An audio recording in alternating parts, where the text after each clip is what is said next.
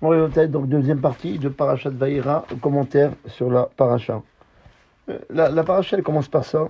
Vayera et la Vachem Beloné Mambré, l'Éternel se révéla à lui, Abraham, dans les plaines de Mambré, Ve'u Yoshev Petach Haoel Kechomayom, tandis qu'il était assis à l'entrée de sa tente pendant la chaleur du jour.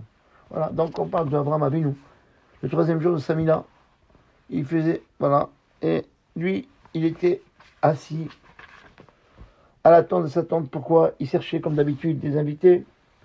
Et Rashi explique pourquoi il s'est rajouté Kechom Ayom. En quoi c'est important pour nous de savoir que tout ça s'est passé pendant la chaleur du jour, qu'il soit froid ou bien qu'il soit chaud. C'est pareil, les mitzvot, on doit les faire toujours. On doit toujours à la synagogue, qu'il soit froid, qui gêne, qu'il y a la tempête, qu'il y a une grande chaleur, comme c'est marqué, comme disait Rav Yosef, il y a marqué Bet Hashem, à la maison de Dieu, né à l'air, on doit partir, on doit aller à la synagogue Beragesh avec des sentiments. Il va avoir des sentiments pour aller à la synagogue. On ne va pas parce qu'on est obligé, non. Beragesh, avec des sentiments, avec Ergesh. Et il explique, Beragesh, c'est pas seulement avec des sentiments. Beragesh, c'est les initiales de Barad, la grêle. Le Resh de Beragesh est Ruach, le vent. Le Gimel de Ragesh, c'est Geshem. Qu'il y a la pluie. Ou Shin, c'est Sheleg. On doit toujours aller à la maison de Dieu. Rien ne doit nous empêcher. On doit aller, qu'il y a de la grêle, qu'il y a du vent, qu'il y a de la pluie, qu'il y a de la neige. Toujours il faut partir. Donc voilà, mon rêve à bataille. En quoi c'est important de dire que Abraham Avinu, nous on a cette mitzvah d'aller dans tous les cas. Mais il y a quand même besoin de dire que Abraham, il était assis pendant la chaleur du jour. Eh bien, Rashi explique, Kechomayom, pendant la chaleur du jour, Otsia Kadosh Baruch Hu et Achama Minartika. Kadosh Baruch Hu, il a enlevé l'enveloppe du soleil. Parce que le soleil, il a sa place. Le soleil, Kadosh Baruch Hu, il a mis Bémet, c'est marqué au nom du Stapler, on dit que Kadosh Baruch Hu, dès comme il est grand, pas seulement il a créé le soleil pour nous réchauffer, il a créé le soleil pour qu'on puisse être éclairé, mais il disait comme ça, que même si Akadosh Baruch Hu, il a mis l'emplacement du soleil, il a mis un tout petit peu plus bas, 1 centimètre plus bas de la terre, eh bien, on aurait tous brûlé. Et s'il a mis un centimètre plus haut que son emplacement, on serait tous morts de froid. Voilà, donc Akadosh Baruch Hu, ce jour-là, il a fait quelque chose de spécial. Il a enlevé,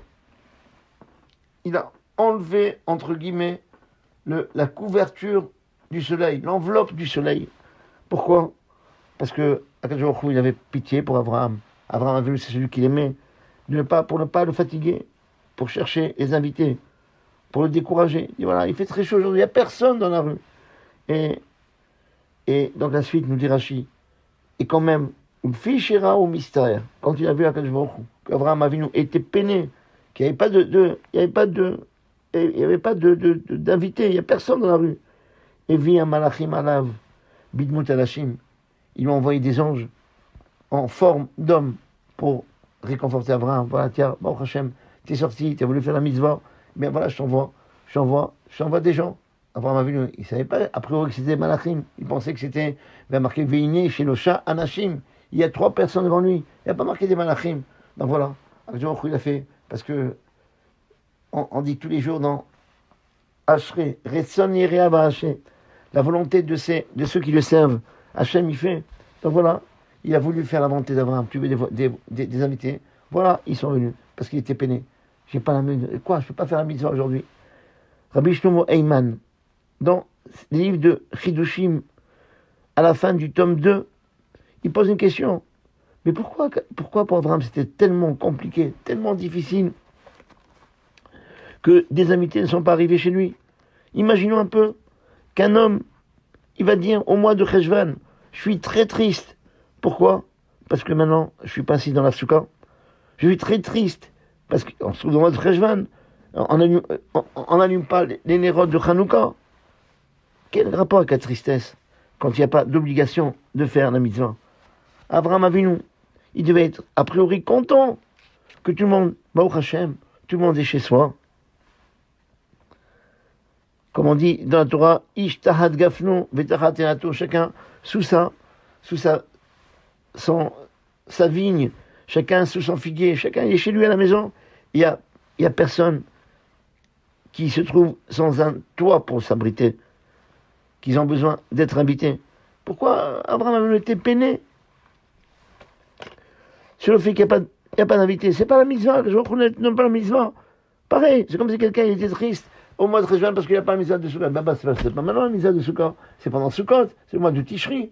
Tu es triste au mois de Réjouan, tu ne peux pas allumer la Chanukah, mais c'est pas le moment. Chaque mitzvah, il faut la faire quand c'est le moment et comme il faut. Voilà, tu n'as pas la mitzvah. Eh bien, mon Réotai, le Rav Shlomo Eiman, il explique comme ça qu'il y a 2 degrés dans le chesed, dans le bien qu'on peut faire avec autrui. Il y a faire le chesed. On fait le chesed, on fait le bien. Mais il y a avat chesed. Aimer faire le chesed, qui est un degré beaucoup plus grand. Chesed, chez Abraham, c'est pas je veux faire un mitzvah de chesed. Non, pas je veux faire du bien. Le chesed, chez Abraham, c'était comme l'oxygène. Il peut pas rester une seconde sans faire du bien, sans donner. Il n'a pas fait la mitzvah de recevoir des invités, parce que c'est un mitzvah seulement positif de la Torah, pour donner un preuve. Mais il cherchait de faire. Il cherchait toujours à faire du bien aux autres. Il y a 2 choses, nous dit le Rav Strassman, le Rav Eiman. Il y a 2 choses que ça ne suffit pas de faire cette chose-là pour la mitzvah. 2 mitzvot que ça ne suffit pas de faire pour la mitzvah. C'est quoi? C'est la Torah. La Torah, que on doit étudier la Torah parce que c'est agréable, parce que la Torah est agréable. En principe, quand c'est agréable, on va dire je ne fais pas pour le bon Dieu, c'est bon. Non, la Torah, il faut qu'elle soit agréable. C'est pour ça, en parenthèse, quand on fait les brachot de la Torah, pour étudier la Torah, la première chose qu'on dit, al divrei Torah, on dit ve'a revna Hashem Elokeinu. Rends-nous la Torah agréable. Fais-nous que quand j'ouvre un livre, c'est pas oh là là, je suis obligé d'étudier, alors j'étudie. Non, que la Torah elle soit agréable, parce que quand c'est agréable, on a envie, on continue. Voilà, il y a 2 choses qu'il ne faut pas faire parce que c'est une mitzvah. C'est l'étude de la Torah. Il faut trouver l'étude de la Torah agréable. Il faut étudier la Torah avec chaleur, avec enthousiasme, avec joie.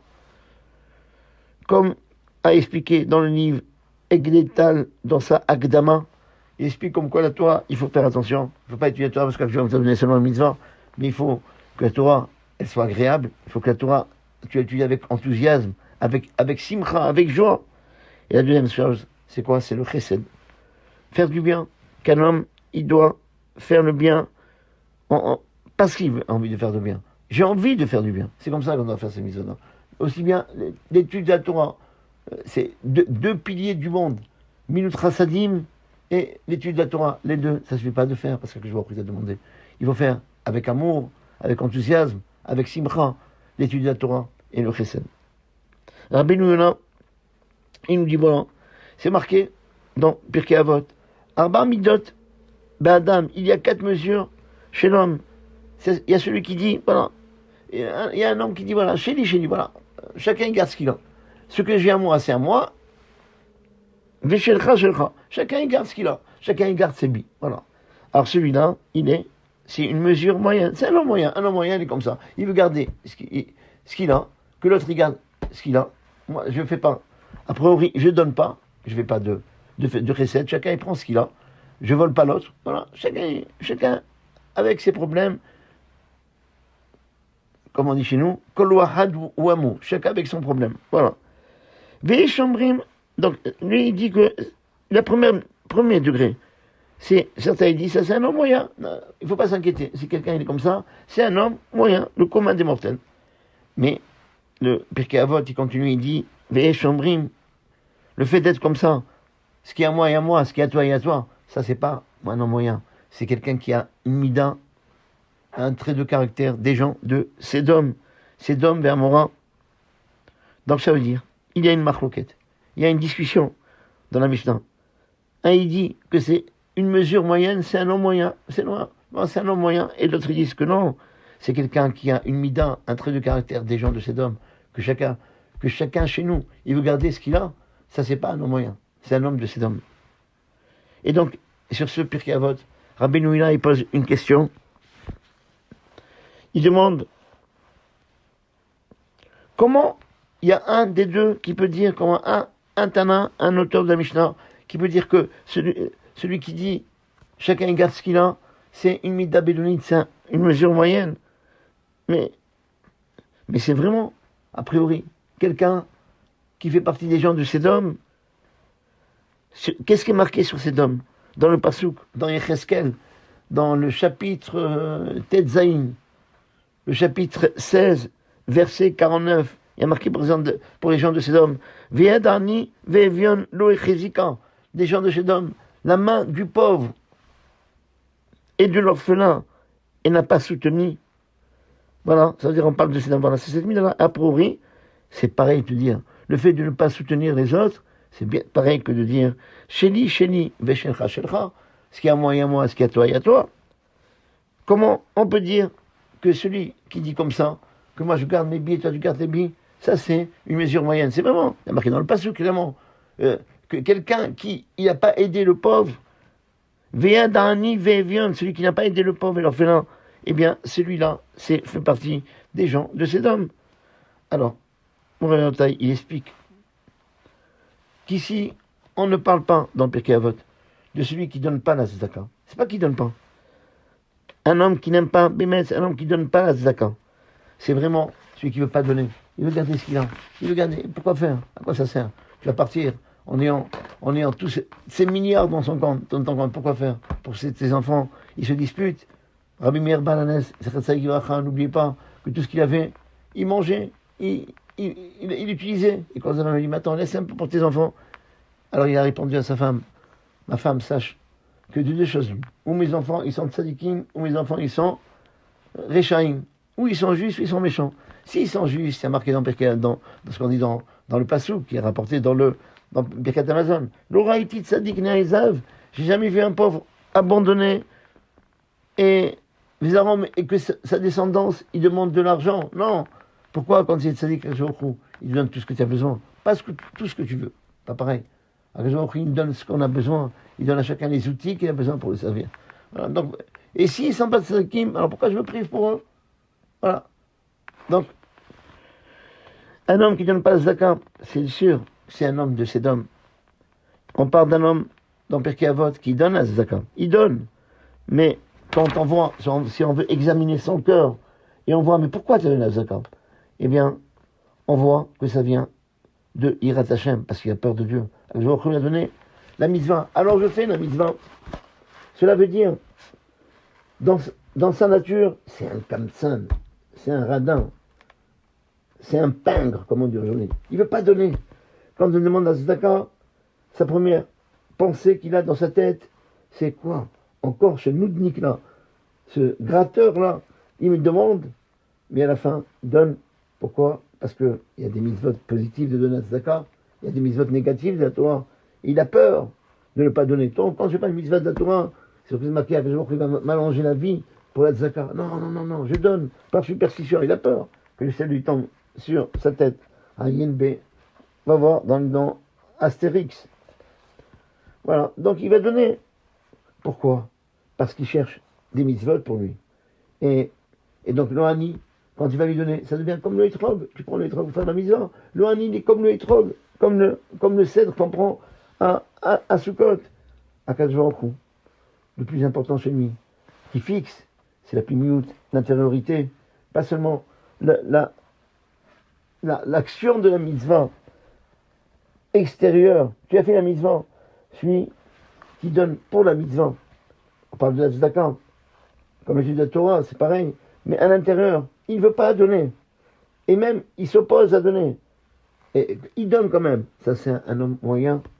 Et certains, ils disent que ça, même s'il donne, le cœur n'y est pas, il n'a pas envie de donner. Et il donne en étant énervé. Tiens, voilà, je te donne. Pourquoi tu es venu me voir encore une fois? J'ai oublié de te donner, mais je ne vais pas faire autrement. Eh bien, certains, ils disent que ça, même s'il a donné, c'est d'homme. Donc, on apprend que ça ne suffit pas de faire le bien, les Shem Shamaïm, pour la mitzvah. On va dire que non. Au contraire, c'est mieux. J'ai pas envie, je donne. Je me force pour la mitzvah. C'est mieux. Non. il faut aimer le chesed. Il veut qu'on aime le bien. Il veut pas, comme on dit, il veut pas Maaseh Arachamim, une action de miséricorde. Il veut Alev Amrachem, il veut le cœur, qui a un cœur qui sent les besoins des autres. Celui qui fait, mais dans sa tête, dans son cœur, il veut pas faire. Eh bien, il lui manque quelque chose, et quelque chose d'important dans le chesed. On raconte de Rabbi Yitzhak Outner que une fois, il était malade. Il était malade et il y a un des Admourim, un grand Admour, qui voulait lui rendre visite. Le Rav Outner, il était très faible. Et il lui a demandé, je vous en prie, dis-tu de ne pas venir. Et les gens lui ont demandé, mais pourquoi Rav? Pourquoi Rav? Il veut venir vous voir. Il a répondu, il vient pas me voir. Il vient pas me voir. Il vient parce que il a besoin de se mettre dans son coffre-fort de mitzvot, une autre mitzvah, une mitzvah de bikur cholim, de rendre visite. Il vient pas me voir moi. Il vient mettre dans ce coffre-fort une mitzvah en plus, la mitzvah de bikur cholim, rendre visite aux malades. Moi, je suis comme le hétrog, sans hétrog. Et j'ai pas la force maintenant d'être sans hétrog. Voilà. Donc s'il vient me voir à moi, parce que pour moi, alors c'est bien, mais lui il veut mettre en coffre-fort ses mitzvot. Dans mon orientateur raconte, une classe à Yerushalayim sont venus voir un des plus grands Gdolim, un des plus grands de la génération. On ne connaît pas son nom. En tout cas, pour être examiné par lui, pour poser des questions. Et quand ils ont terminé l'examen, le Rosh Yeshiva, il s'adresse aux Talmidim, aux élèves, il leur dit, je voudrais vous poser une question.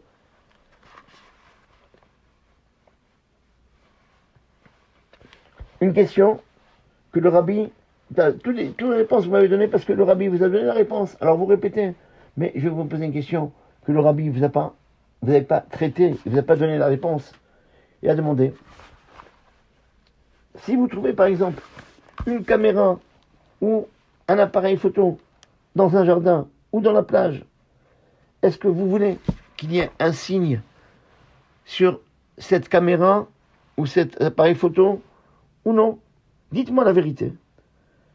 Les enfants, ils ont tous crié, mais vraiment du fond de leur cœur, tous ensemble. Bien sûr qu'on veut qu'il y ait un siman, qu'il y ait un signe, pourquoi est-ce que quand il y a un signe, voilà, on doit lui rendre, parce que à Shabbat Aveda, il faut que la personne dise, voilà, c'est à moi. Quelle preuve? Il y a tel signe dedans. Comme ça, on sait que c'est à lui. On ne peut pas dire voilà, j'ai perdu mes tefilines. Et quelqu'un l'a trouvé. Donne-moi une preuve, c'est à toi. Ils sont noirs. Noirs, tous les tefilines, ils sont noirs. Bon. C'est pas un signe. Il faut donner un signe. Voilà, une marque quelque part, quelque chose. Voilà. Alors, bien sûr qu'on a envie qu'il y ait un signe dans l'appareil photo et tout ça. Et le Rav leur demande, mais pourquoi, mes enfants? Pourquoi vous voulez qu'il y ait un signe sur l'appareil photo? Et ils ont répondu, tous pareil, parce que on peut comme ça faire la mitzvah de rendre l'objet. S'il n'y a pas de signe, on ne peut pas le rendre. On ne sait pas qui est le propriétaire. Il est obligé de nous donner un signe, mais il n'y a pas de signe. Quand il y a un signe, on est content, parce qu'on est obligé. On va faire la mitzvah de Hashavat Aveda, rendre l'objet à son propriétaire. Le Rosh Yeshiva, il a bougé la tête. Il a dit, mes enfants, excusez-moi, mais c'est pas la réponse. Vous êtes trompés, malheureusement. Et il y a un enfant. Il a levé le doigt à ce moment-là. Il dit, moi, je veux qu'il y ait un signe dans l'objet que j'ai trouvé. Pourquoi? Pour que le deuxième, il n'a pas de la peine. Il sait qu'il peut retrouver son objet. C'est pas pour faire la misère de Shabbat, pour que la personne qui est perdue, il n'est pas angoissé. Quoi, je vais plus retrouver mon objet, et il est triste. Non. J'ai un siman, au moins, il a quelque chose pour dire que cet objet-là est à lui. Misken, il avait une caméra, il avait un appareil photo, et il a perdu. Quel mauvais sentiment qu'il peut avoir. Moi, je veux, pour que le monsieur, il n'ait pas de la peine, il sait qu'il va retrouver. Alors le Rav, il commence à crier, il dit à ses élèves, regardez les enfants, c'est ça ce qu'on appelle Ahavat Chesed.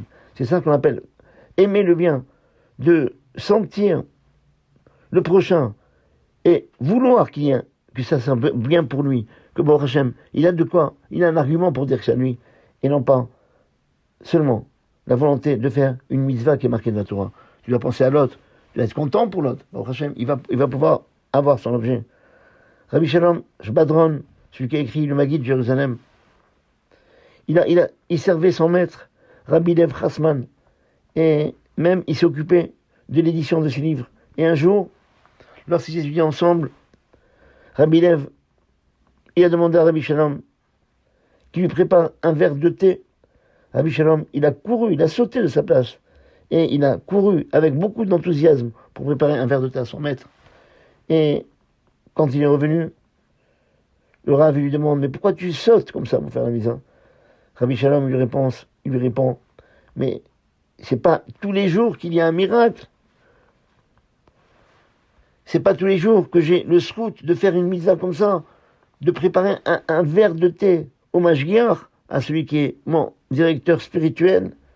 Rabbi Lev lui dit, non, mon fils, Bechina, tu t'es trompé.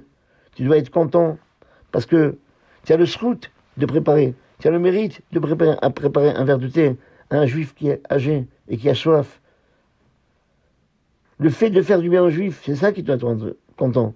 Non pas le srout d'avoir une mitzvah, de servir ton rave. C'est comme ça. C'est ça, la mesure de la netina de Abraham Avinu, quand il donnait. Il aimait le bien, il aspirait le bien. C'est ça qui manquait quand il y a Akadosh Baruch Hu. Il a fait une grande chaleur, il a fait que personne n'était dehors. C'est ça ce qui manquait.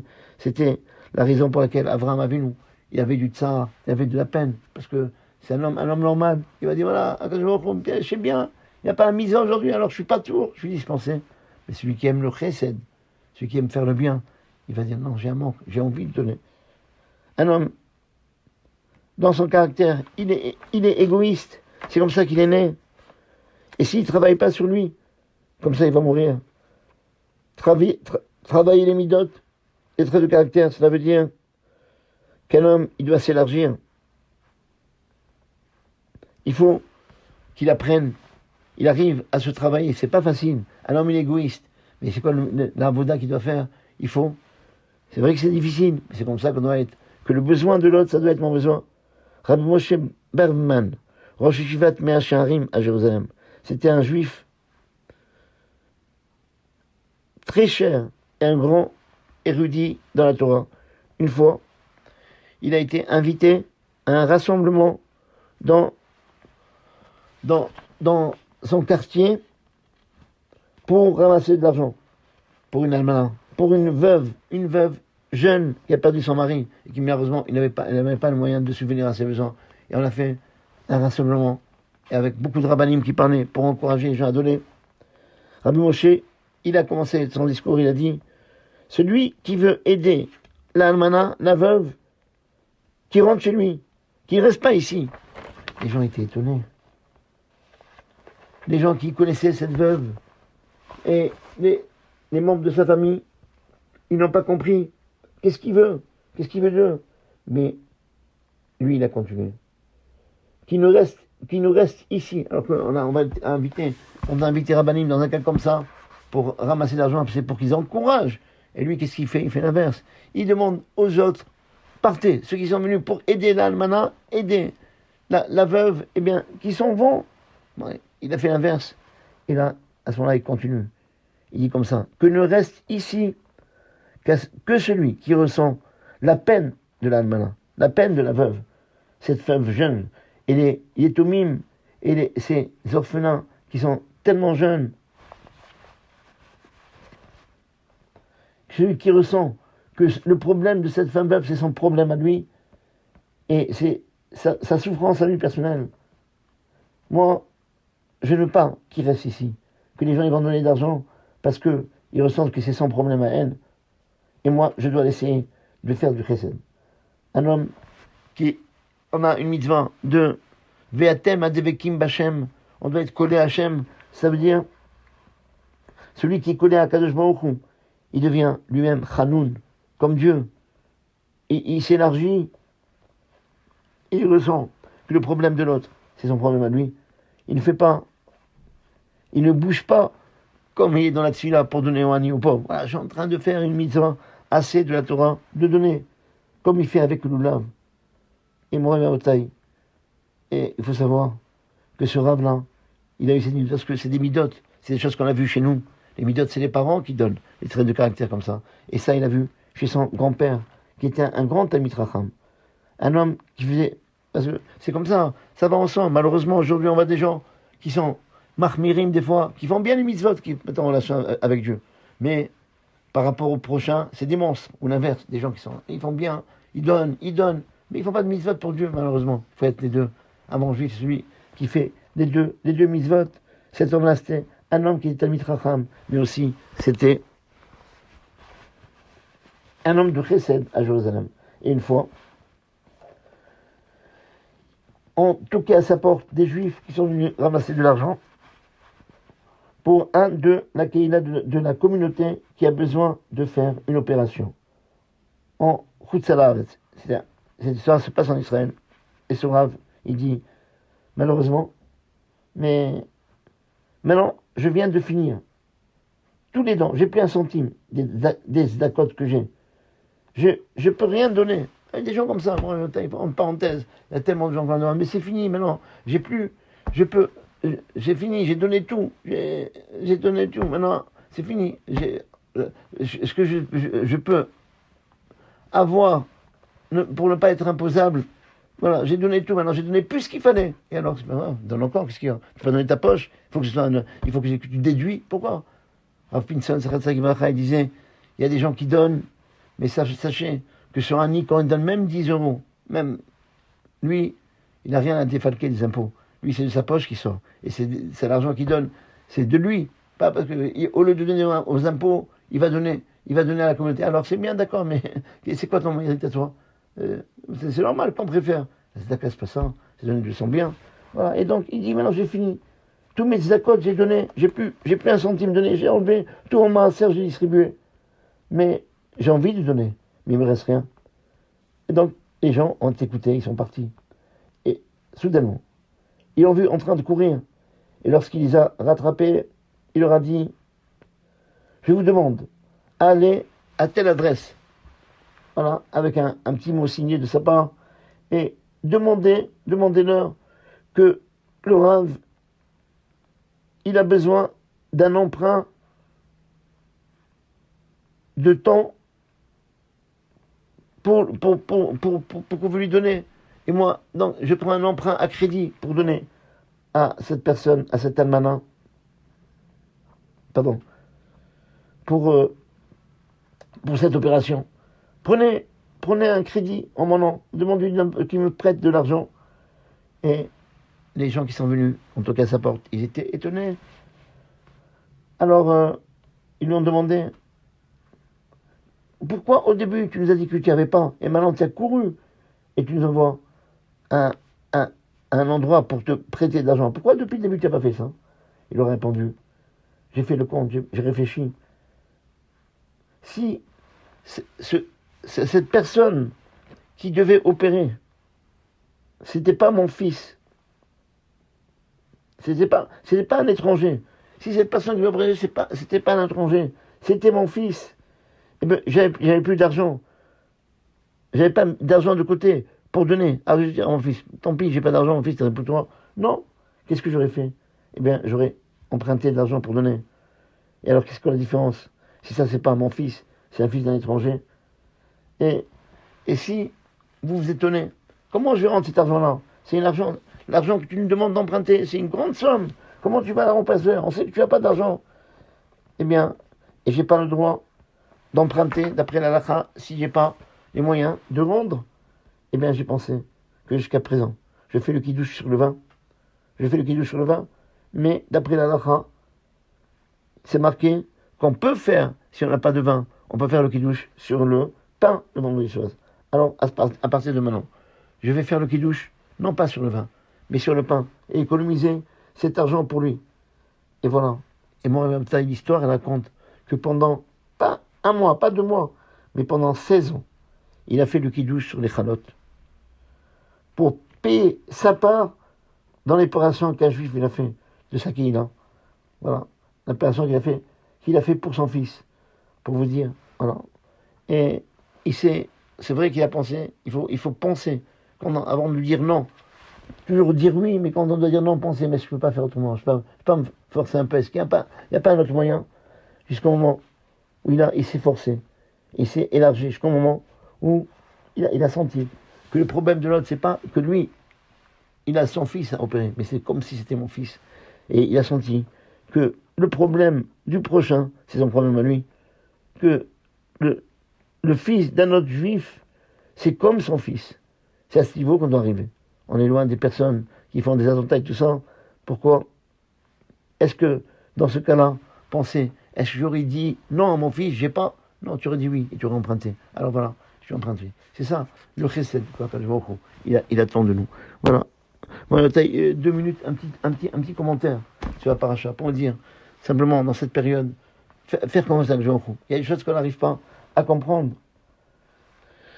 Avraham Avinu, pour la Kedat Israël, pour la sacrifice d'Israël. Avraham Avinu, c'est lui qui a propagé partout l'aïmouna, la croyance en Dieu. À chacun, il a parlé, il a fait des discours, de ne pas faire Avdazara, de ne pas faire l'idolâtrie, de ne pas tuer ses enfants pour l'idolâtrie. Pendant 100 ans, il n'avait pas d'enfant. Jusqu'à ce qu'Akajouakou, il lui donne un enfant, Yitzhak. Et Akajouakou lui promet, avec Yitzhak, toute ta descendance, elle va sortir de lui. Yitzhak, c'est lui qui l'hérite. Et c'est lui, le chaînon, qui va continuer la chaîne des Avot, que tout le bien Israël vont s'appuyer sur lui.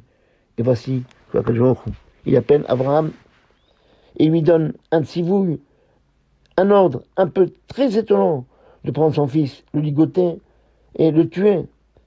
Qu'est-ce qu'il va dire maintenant Abraham à tous les gens? Comment tous les gens à qui il a dit, mais mon Dieu n'est pas pareil que les vôtres, pour les encourager à rentrer dans la Torah, à rentrer, à être des bons juifs. Mais voilà, un jour il ne veut pas de sacrifice chez moi. Il n'aime pas ça. On n'est pas des sauvages. Regardez comment la Torah est d'actualité. Et qu'est-ce qu'il va leur dire? Et quand les gens ils vont me poser des questions, qu'est-ce que tu fais, quoi? Dieu s'est moqué de toi. Il t'a dit que toute ta descendance va sortir de Yitzhak. Tout est erroné. Tout son service qu'il a fait jusqu'à présent, toutes ces années-là, c'est pour rien. Et tout ça, ça va tomber. Mais Abraham Avinu, une seule chose qu'il avait. Elohim, Akadosh Baruch Hu, il est maître, il est droit. Et sa Torah est vérité. Et si Akadosh Baruch Hu lui demande de faire le sacrifice de son fils, eh bien, il doit faire la volonté d'Hachem sans poser des questions. Ça, c'est la plus grande épreuve. Et Abraham, il a résisté. Il a réussi. Et qu'est-ce qui s'est passé finalement? Eh bien, la crainte de savoir qu'est-ce qui va se passer quand je tue mon fils. Que Akadosh Baruch Hu m'a dit, qui béissera, que toute ta descendance, elle va sortir de Yitzhak. Eh bien, c'est devenu, à la fin, c'est pour le bien. Pourquoi? Parce qu'au contraire, seulement par la Kedah, par le fait que Avraham Avinu, il a ligoté son fils, il a voulu le tuer avec simcha, en ayant confiance à Dieu. Pourquoi? Parce que par le srout de la Kedah, par le mérite du sacrifice de Yitzhak, eh bien, Hachem, à la fin, il lui a promis que la descendance de Yitzhak, elle va être toujours, on ne va jamais la détruire. On sera toujours là. L'âme Israël, Chai Vekayam. Et même s'il faute, eh bien, le srout de la Kedah, le mérite il a fait confiance. Il n'a pas posé des questions. Il a fait confiance aveuglément à Hachem. Eh bien, le srout de cette Kedah qu'il a fait, eh bien, elle va sauver l'âme Israël. Elle va nous donner que du bien pour enlever tous les mauvaises xérotes. Eh bien, quand Abraham, il a eu ce srout-là, quand il a résisté à l'épreuve, il y a beaucoup de questions qu'on peut poser à Dieu. Mais si Hachem, il dit, eh bien, ces questions-là, ils tombent, il faut faire la parole de Dieu. Et là, à ce moment-là, on va voir que tout ce qu'on a fait, c'est mettre Hachem pour Dieu. Pour Dieu. Voilà, c'est une question que tout le monde pose aujourd'hui, tous les problèmes qu'on a. Mais en tous les cas, pourquoi que on fait comme ça? Mais on va savoir, comme la Kedat Yisraël, que finalement, c'est ça qui nous a sauvés. C'est ça que chaque année, depuis combien de temps Abraham a fait ses sacrifices? Eh bien, chaque année, on rappelle, au moment du chauffard, au moment que Jéhovah va nous juger, Le seul route qu'on appelle, c'est quoi? C'est Akedat Israq, c'est le sacrifice d'Israël.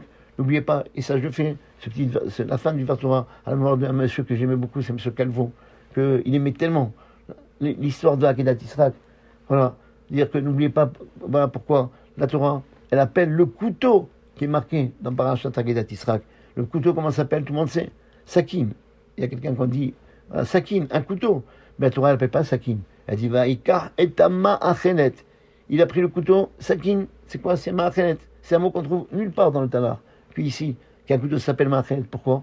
Parce que là, on va vous dire que le couteau qui est après Abraham, c'est un Ma'achal. C'est ça qui nourrit tout le clan d'Israël. Alors que ne nous abandonne jamais.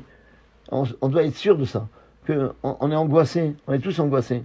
Mais savoir que comme cet Akedah, il a sauvé l'homme Israël, que Ben Hachem, que le Srout d'Abraham, il nous soutienne, il nous garde et c'est ça qui va, on va comprendre que tout ça vient d'Hachem, et c'est tout pour le bien, à Kol et Torah. Voilà, que Ben Hachem connaît que des bonnes nouvelles, et que Hachem enlève tous les Xérot, Raot, tous les mauvais décrets sur l'homme Israël, Vexor Alenu, et qui décrète sur nous, Xérot, Tovot, des bons décrets. Amen, Kenny Ratza.